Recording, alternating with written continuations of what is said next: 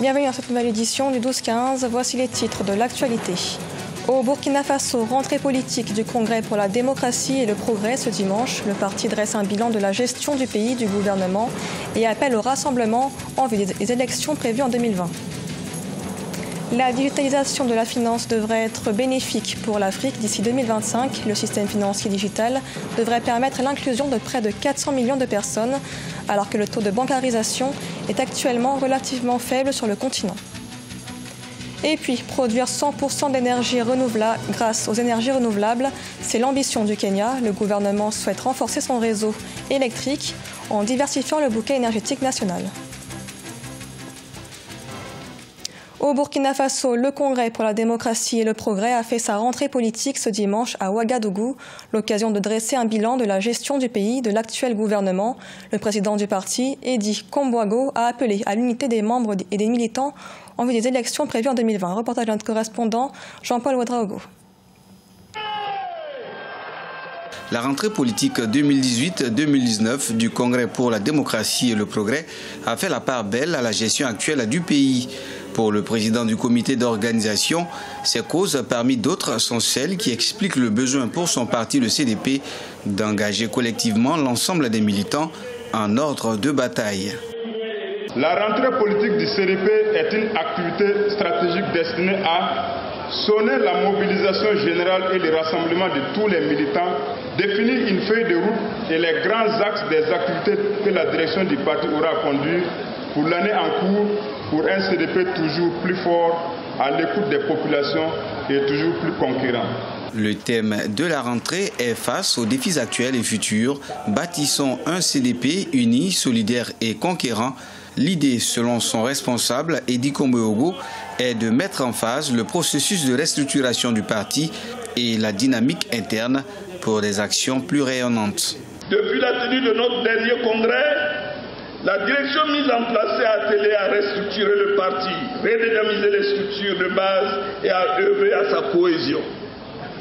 Nous sommes en train de peaufiner le programme de notre parti que nous vous présenterons bientôt comme une alternative crédible au changement politique. Cette rentrée politique s'est effectuée en présence de plusieurs cadres du parti, parmi lesquels Arsène Bonyessan, premier président de la formation. Reprise des manifestations au Togo, l'opposition réclame le départ du président Faure Gnassingbé et conteste la tenue des législatives le 20 décembre. Des milliers de personnes sont descendues dans les rues de Lomé ce 17 novembre à l'appel de la principale coalition de l'opposition. Reportage de notre correspondante Emefa Kofi. Ils ont répondu présents à l'appel de la coalition des 14 partis politiques de l'opposition. Militants et sympathisants des partis membres de l'opposition étaient nombreux à battre le pavé pour dire non à la communauté économique des États d'Afrique de l'Ouest qu'ils accusent de complicité avec le parti au pouvoir, celui-ci tenant à l'organisation des élections législatives le 20 décembre. Moi, j'aime pas ma carte d'électeur, je ne peux jamais aller voter le 20 décembre comme la CEDEAO qui est complice, vraiment complice du pouvoir. 50 ans au pouvoir pour un seul régime, pour une seule famille, c'est trop. Nous resterons mobilisés pour libérer notre pays. Le 13 novembre, la coalition de l'opposition avait boycotté la prestation de serment de leurs membres à la CENI devant la Cour constitutionnelle et avait appelé la population à boycotter le recensement de 3 jours supplémentaires organisé par le gouvernement togolais. Pour l'opposition, toutes les conditions ne sont pas réunies pour la bonne tenue de ce scrutin. Ce n'est pas ces élections-là au pas de charge et en violation de la feuille de route de la CEDEAO et surtout préparée de manière unilatérale par le pouvoir en place. Ce n'est pas à ces élections-là qu'il faut aller. À un mois des législatives du 20 décembre, la crise togolaise reste profonde. Les tentatives de la CEDEAO pour sortir définitivement le Togo de la crise semblent vaines. Que nous réservent les jours à venir? La question reste tout entière. La digitalisation de la finance bénéfique pour l'Afrique d'ici 2025, c'est ce qui a été révélé lors du forum du crowdfunding en Afrique, un forum qui a eu lieu à Dakar au Sénégal ce 15 novembre. En effet, selon les experts, le digital dans le secteur bancaire devrait générer près de 558 milliards de dollars de nouveaux dépôts. Mathilda Diaby. Selon les experts du cabinet McKinsey, l'une des références mondiales du Conseil en stratégie, la digitalisation de la finance devrait être bénéfique à l'Afrique d'ici 2025. Cette réforme devrait permettre l'introduction de 400 millions de nouvelles personnes dans le système financier, ce qui devrait générer près de 758 milliards de dollars de nouveaux dépôts. Pour d'abord les consommateurs, toute cette facilitation permet un accroissement des dépenses et une rapidité d'exécution de tout ce que nous faisons aujourd'hui sur le plan commercial. Maintenant, du côté des banques, ça permettra quand même à ces structures-là demain d'être plus souples dans leur gestion et d'être plus simples.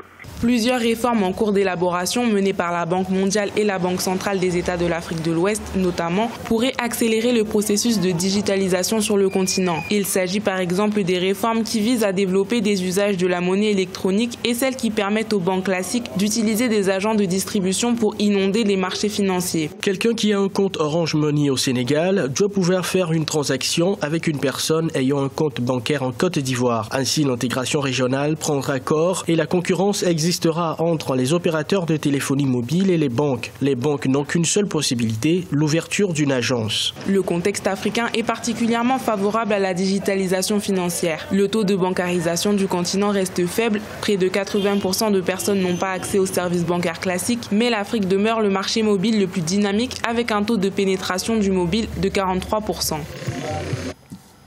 Au Kenya, le gouvernement mise sur l'énergie verte, objectif produire 100% d'énergie grâce aux renouvelables d'ici 2020, contre 70 actuellement. Les investissements dans le secteur et la diversification du bouquet énergétique du pays ont contribué à la hausse du taux d'électrification nationale. Naïlek Lodebessa. Le Kenya envisage atteindre en 2020 l'accès universel à l'énergie. À ce jour, le taux d'électrification du pays est de 70,3%, soit près de 7 millions de Kenyans desservis par le réseau électrique. Si le Kenya en est arrivé là, c'est grâce aux différents projets d'électrification. En effet, il a fallu d'importants investissements dans le secteur pour faire tripler le taux d'électrification national qui jusqu'en 2013 était estimé à 23%. Notre objectif est d'atteindre 100% de satisfaction de nos besoins grâce aux énergies renouvelables d'ici 2020. Dans le même temps, nous comptons porter le taux d'électrification national à 100% tout en minimisant les coûts énergétiques afin de développer notre secteur industriel. Depuis près d'une décennie, on observe au Kenya une transition dans la consommation de l'énergie fossile vers l'énergie verte. Le pays dispose d'un mix électrique essentiellement basé sur l'énergie renouvelable. Le Kenya a multiplié les investissements dans les énergies solaires, éoliennes et géothermiques. La Banque africaine de développement, la Banque mondiale ont accompagné le gouvernement kenyan dans le financement des projets de développement des énergies renouvelables à hauteur au moins de 300 millions de dollars sur les périodes passées. Bien plus, le consommateur kenyan bénéficie d'une énergie à moindre coût. Cet accompagnement et cette efficacité ont très certainement convaincu le gouvernement kenyan que la ruée vers les énergies renouvelables est la voie vers le développement. Si le Kenya ambitionne en 2020 de parvenir à une transition 100% verte, en 2030, le pays veut se transformer en un pays à revenus intermédiaires en voie d'industrialisation, ceci en augmentant par exemple sa capacité de production d'énergie solaire de 23 gigawatts. Le Nigeria encourage le tourisme local. Les agences de voyage du pays incitent les Nigérians à découvrir leur pays. L'occasion pour la population d'apprécier les atouts de la première puissance économique ouest-africaine. Une stratégie payante. En effet, plus de 90% des voyages touristiques au Nigeria sont intérieurs. Gladys Mamba. Développer le tourisme local est devenu capital pour le Nigeria. Avec une sensible baisse du volume touristique des arrivées internationales, la première puissance économique ouest-africaine veut désormais séduire les locaux. Les Nigériens sont de plus en plus incités à explorer leur propre pays. C'est une expérience très excitante, en particulier parce qu'au début, on ne pensait pas qu'il y a autant d'endroits magnifiques ici.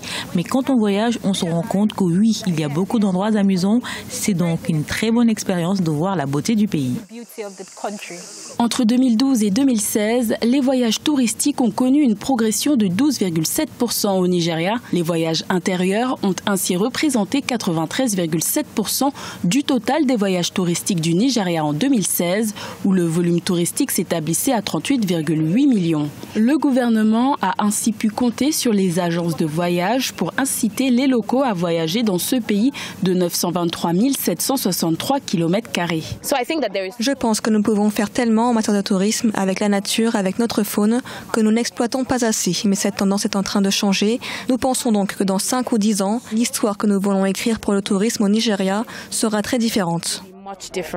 L'industrie touristique nigériane compte poursuivre ses efforts tant sur le plan national qu'international. En 2017, le Nigeria figurait à la 129e position sur 136 pays étudiés dans le rapport sur la compétitivité des voyages et du tourisme du Forum économique mondial.